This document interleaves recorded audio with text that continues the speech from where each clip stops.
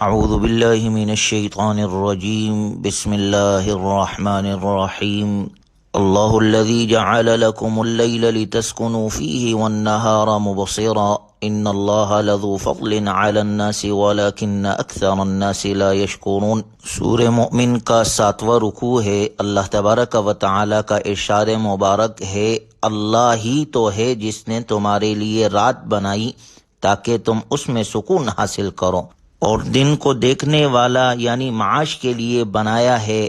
حقیقت یہ ہے کہ اللہ لوگوں پر فضل فرمانے والا ہے، لیکن اکثر لوگ شکر ادا نہیں کرتے۔ ذالکم اللہ ربکم خالق کل شیء، وہ ہے اللہ جو تمہارا رب ہے، ہر چیز کا پیدا کرنے والا۔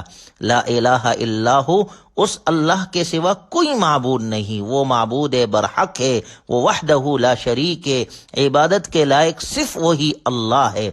اللہ الذی جعل لکم الارض قرارا والسماء بناء، اللہ ہی تو ہے جس نے تمہارے لیے زمین کو قرار کی جگہ بنایا اور آسمان کو چھت بنایا ہے۔ وصورکم فاحسن صورکم، اور تمہاری صورت گری کی ہے اور تمہاری صورتوں کو اچھا بنایا ہے، حسین صورتوں سے تمہیں نوازا ہے۔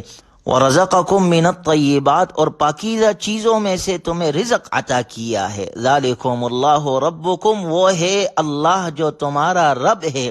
فتبارک اللہ رب العالمین، عرض بڑی برکت والا ہے اللہ، سارے جہانوں کا پالنے والا۔ هو الحی لا الہ الا ہو، وہ سدا زندہ ہے، ہمیشہ سے زندہ ہے اور ہمیشہ زندہ رہے گا۔ لا الہ الا ہو، اس اللہ کے علاوہ کوئی معبود نہیں، وہی معبود برحق ہے۔ فَادْعُوهُ مُخْلِصِينَ لَهُ الدِّينَ، سو اس لیے اس کو اس طرح پکارو، اس اللہ کو، کہ تمہاری تابعداری خالص اسی اللہ کے لیے ہو۔ الحمدللہ رب العالمین، تمام تعریف اللہ کے لیے ہے جو تمام جہانوں کا پالنے والا ہے۔ گویا یہ ساری نعمتیں اللہ نے انسان کے لیے بنائی ہے، رات میں سکون، دن میں معاش، زمین و آسمان کا یہ نظام، یہ رزق، یہ نعمتیں، یہ ساری اللہ نے انسان کے لیے پیدا کی ہے، لیکن انسان ان نعمتوں کا شکر ادا نہیں کرتا۔ جن مقاصد کے لیے اللہ نے یہ نعمتیں عطا کی ہے، انہیں ان مقاصد کے لیے استعمال نہیں کرتا، اور نہ ہی ان میں غور و فکر کر کے اپنے خالق کو پہچانتا ہے۔ اگر انسان خارجی کائنات پر غور و فکر کرنے کے بجائے خود صرف اپنی ہی تخلیق پر غور و فکر کر لے تو وہ اللہ کو پہچان سکتا ہے۔ انسان اپنی تخلیق میں مختلف مراحل سے گزرتا ہے، اور ان میں سے ہر مرحلہ ہی بڑا عجیب اور حیران کن ہے، جس کا اللہ نے اگلی آیت میں ذکر کیا۔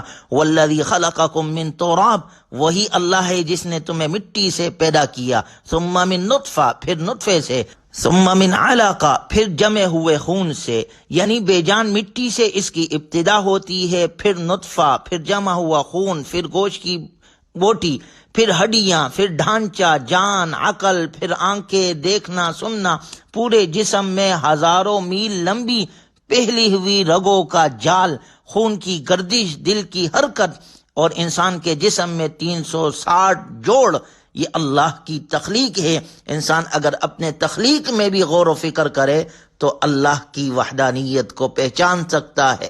پھر آگے اللہ نے ذکر کیا، ثم یخرجکم طفلا ثم لتبلغوا اشدکم ثم لتکونوا شیوخا، پھر وہ تمہیں بچے کی شکل میں باہر لاتا ہے، پھر وہ تمہاری پرورش کرتا ہے تاکہ تم اپنے بھرپور طاقت تک پہنچ جاؤ۔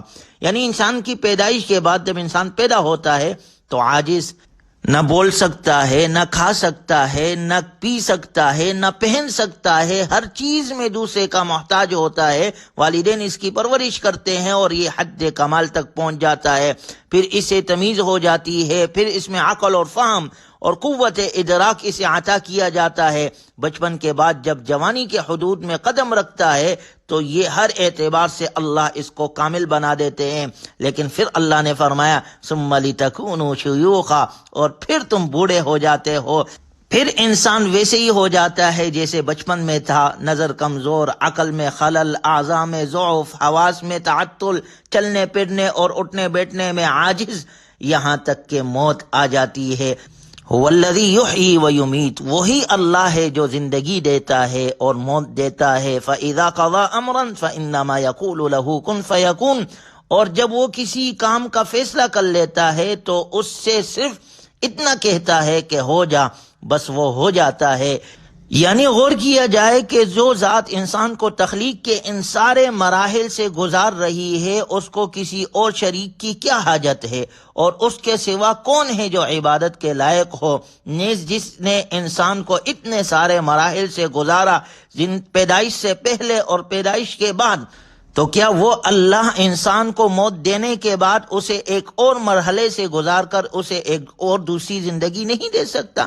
یقیناً وہ اللہ قیامت کے دن انسان کو زندہ کرے گا. اللہ نے یہ جو ذکر کیا کہ میں نے مٹی سے، پھر نطفے سے بڑھاپا اور موت تک کے ایک مراحل سے گزارا، کون ہے جو ان سارے مراحل کی نگرانی کرتا ہے؟ اس لیے انسان کی تخلیق کا ذکر کرنے کے بعد ارشاد ہوا الم تر الی الذین یجادلون فی آیات اللہ انا یصرفون، کیا آپ نے ان لوگوں کو نہیں دیکھا جو اللہ کی آیات میں جھگڑتے ہیں، یہ کہاں پھرے جا رہے ہیں؟ الذین کذبوا بالکتاب وبما ارسلنا بہ رسولنا، یہ لوگ وہ ہیں جنہوں نے اس کتاب کو بھی جھٹلایا اور اس تعلیم کو بھی جس کا حامل بنا کر ہم نے پیغمبر بھیجے تھے. فسوف یعلمون، چنانچہ عن قریب پتہ لگ جائے گا. اذ الاغلال فی اعناقہم والسلاسل یسحبون، جب ان کے گلوں میں توق اور زنجیریں ہوگی، انہیں گرم پانی میں گھسیٹا جائے گا، پھر آگ میں جھونک دیا جائے گا. ثم قیل لہم این ما کنتم تشرکون، پھر ان سے کہا جائے گا کہاں ہے اللہ کے سوا تمہارے معبود جنہیں تم خدائی میں اس کا شریک مانا کرتے تھے. یعنی جو لوگ اللہ کے ساتھ شریک ٹھہراتے ہیں ان کو آخرت میں دردناک عذاب دیا جائے گا. اللہ نے فرمایا انہیں کہا جائے گا ادخلوا ابواب جہنم، جاؤ جہنم کے دروازوں میں ہمیشہ رہنے کے لیے داخل ہو جاؤ. فبئس مثوى المتکبرین، کیونکہ تکبر کرنے والوں کا ٹھکانہ بہت ہی برا ہے. اس کے بعد رسول اللہ صلی اللہ علیہ وسلم کو صبر کی تلقین فرمائی. فاصبر ان وعد اللہ حق، آپ صبر کیجئے، بے شک اللہ کا وعدہ سچا ہے. فإما نرينك بعض الذي نعدهم أو نتوفينك فإلينا يرجعون، اب ہم ان کافروں کو جس عذاب سے ڈرا رہے ہیں، چاہے اس کا کچھ حصہ ہم تمہیں تمہاری زندگی میں دکھلا دے یا تمہیں دنیا سے اٹھا لے، بہر صورت ان کو ہمارے پاس ہی واپس لایا جائے گا. وَلَقَدْ أَرْسَلْنَا رُسُلًا مِّن قَبْلِكَ مِنْهُمْ مَنْ قَصَصْنَا عَلَيْكَ وَمِنْهُمْ مَن لَّمْ نَقْصُصْ عَلَيْكَ، اور حقیقت یہ ہے کہ ہم نے تم سے پہلے بھی بہت سے پیغمبر بھیجے، ان میں سے کچھ وہ ہے جن کے واقعات ہم نے تمہیں بتلا دیے اور کچھ وہ ہے جن کے واقعات ہم نے تمہیں نہیں بتلائے. حضرت ابو ذر رضی اللہ عنہ سے روایت ہے کہ میں نے عرض کیا یا رسول اللہ، انبیاء اکرام علیہ السلام کی کتنی تعداد ہے؟ آپ علیہ السلام نے فرمایا 1,24,000. مزید فرمایا کہ ان میں سے 315 رسول تھے. گویا ہر دور کے اندر قوموں کی طرف انبیاء اکرام علیہ السلام آئے اور انہوں نے اللہ کا پیغام، اللہ کی توحید کی دعوت دی. جنہوں نے ان کی بات کو مانا تو وہ کامیاب ہو گئے، اور جنہوں نے نہیں مانا وہ دنیا اور آخرت کے خسارے کی طرف چلے گئے. اس لیے اگلی آیت میں اللہ نے ذکر کیا افلم یسیروا فی الارض فینظروا کیف کان عاقبۃ الذین من قبلہم، بلا کیا انہوں نے زمین میں چل پھر کر نہیں دیکھا کہ ان سے پہلے جو لوگ تھے ان کا انجام کیسا ہوا. کانوا اکثر منہم واشد قوہ، وہ ان سے تعداد میں بھی زیادہ تھے اور طاقت میں بھی ان سے بڑے ہوئے تھے. ان قوموں کو اپنی ظاہری قوت اور مادی وسائل پر بڑا ناز تھا. انہوں نے انبیاء اکرام علیہ السلام کے معجزات کی واضح نشانیاں دیکھ کر بھی جھٹلایا. فما اغنا عنہم ما کانوا یکسبون، اللہ نے فرمایا پھر بھی جو کچھ وہ کماتے تھے وہ ان کے کچھ کام نہیں آیا اور اللہ کے عذاب کے مستحق بنے. فلما رأوا بأسنا قالوا آمنا بالله وحده وكفرنا بما كنا به مشركين، پھر جب انہوں نے اللہ کا عذاب اپنے سر کی آنکھوں سے دیکھ لیا تو توحید کا اقرار اور بت پرستی سے بیزاری کا اظہار کیا، لیکن یہ اقرار اور اظہار ان کے کسی کام نہ آیا.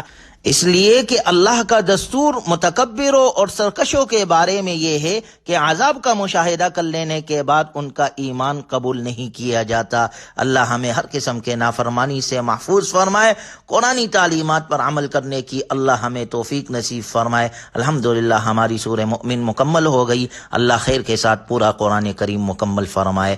وآخر دعوانا ان الحمدللہ رب العالمین۔